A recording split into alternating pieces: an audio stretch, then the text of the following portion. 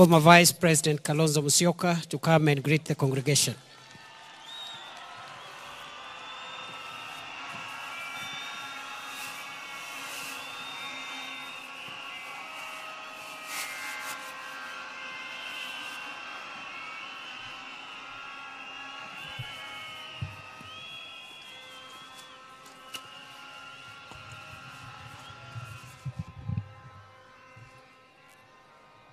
Mama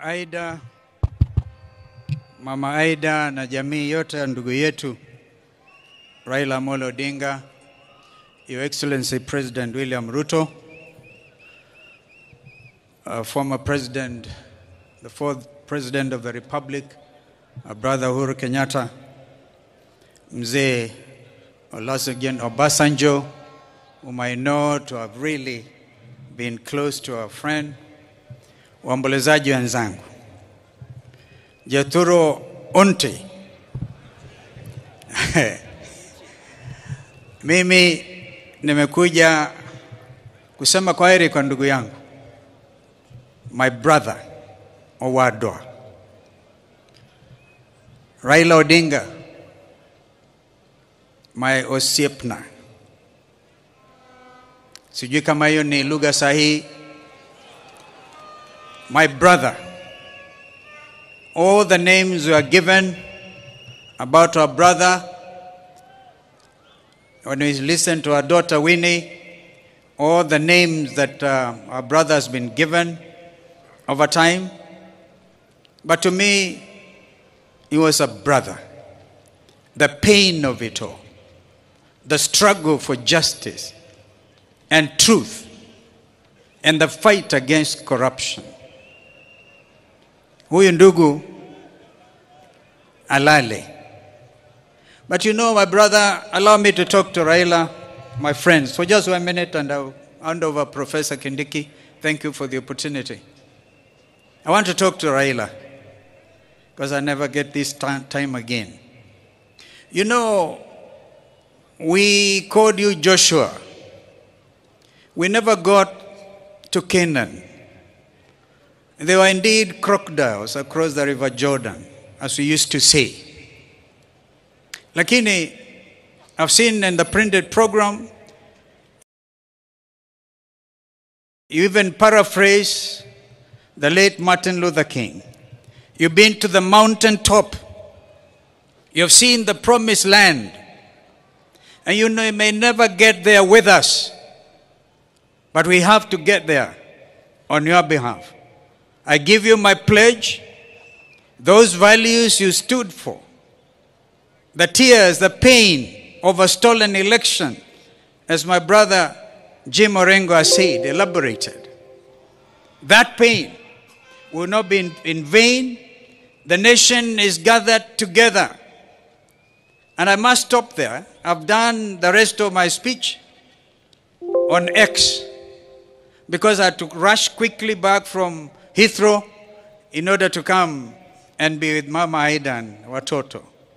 But allow me to recognize, if by chance they don't get that opportunity, my sister, my twin sister, Mother Karua, was Raila's running mate in 2022. She's around here. If we had time, I'm sure Mother would have wanted to eulogize her.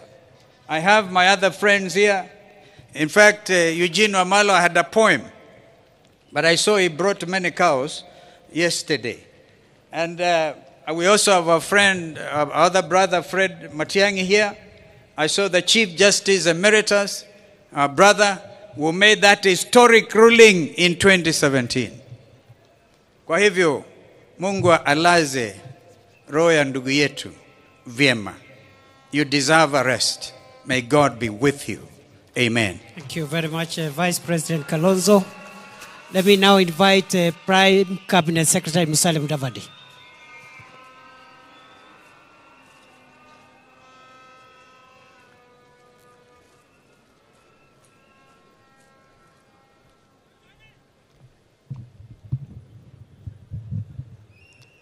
Your Excellency, the President of the Republic of Kenya, the Honorable William Samoei Ruto, Mama Aida Odinga and her family, And with that, Your Excellency, let me ride on all the protocols that have been observed in the interest of time.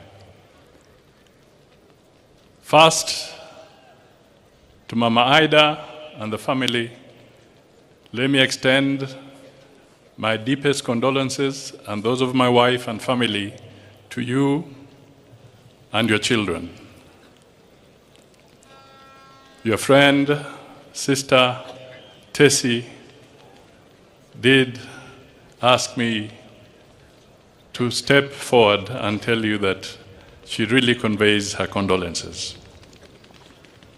Secondly, Your Excellency and Mama Ida, let me say thank you for giving me a unique opportunity, first with the consent of the family, and also as a directive from the President, to do one last honor, and that was the honor to lead a delegation on the afternoon of 15th of October, just a few hours after his passing, to India, so that we can join those who are there and come back with the remains of Raila Amolo Odinga. It is an honor, a very moving moment. We left Kenya as KQ 202 with our colleagues. We landed in India and we joined Winnie, Ruth, Dr. Lunya, Morris, Fugeto, and the Kenyan High Commissioner to India at the military stand where the President, the Prime Minister of Raila, of India, had actually said that the government of India grants all the respect, military respect possible within the shortest time possible to Raila. I want to take this opportunity to confirm to the people that the government of India gave a military aircraft from Kochi to bring Raila to Mumbai, where we got him. And he was escorted by the military of India. Your Excellency, let me also take this opportunity because we did a turnaround of only 2 hours.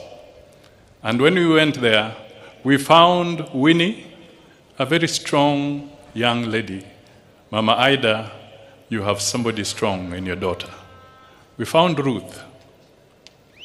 We found Dr. Lunya, and we found Morris. We draped Raila in the Kenyan flag. It was a very emotional moment. We are back here.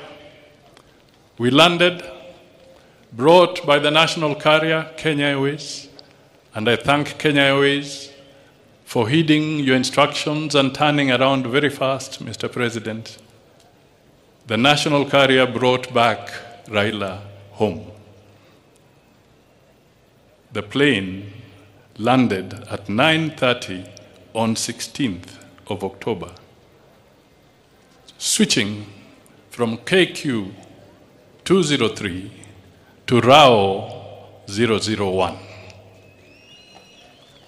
That was the title of the flight. A great honor indeed. Mr. President, today Raila is here.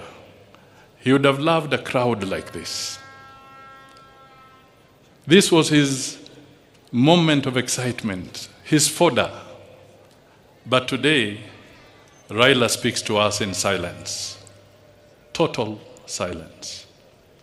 This silence is loud. It speaks to the nation. It speaks with emotion.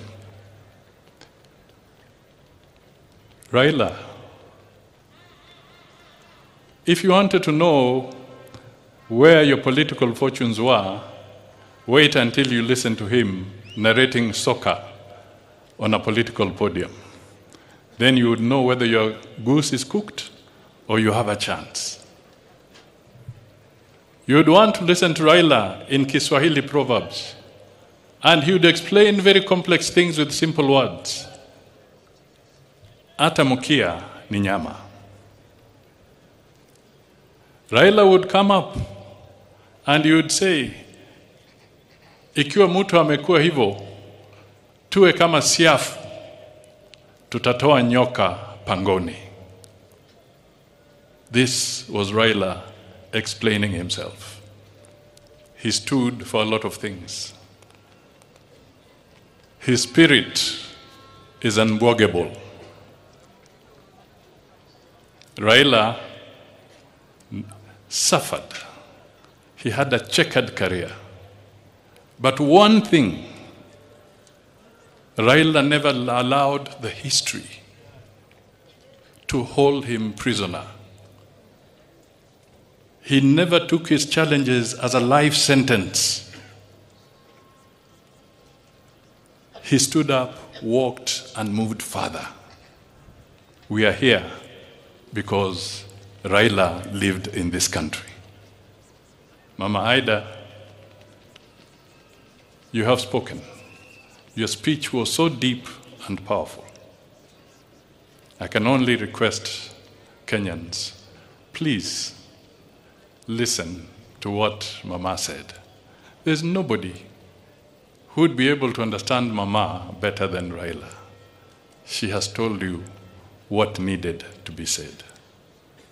Nind kigwok Jakom.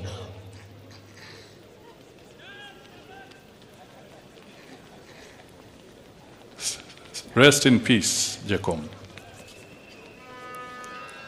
Nind gikwe. Nind gikwe. Nind gikwe, Jakom. Ward me.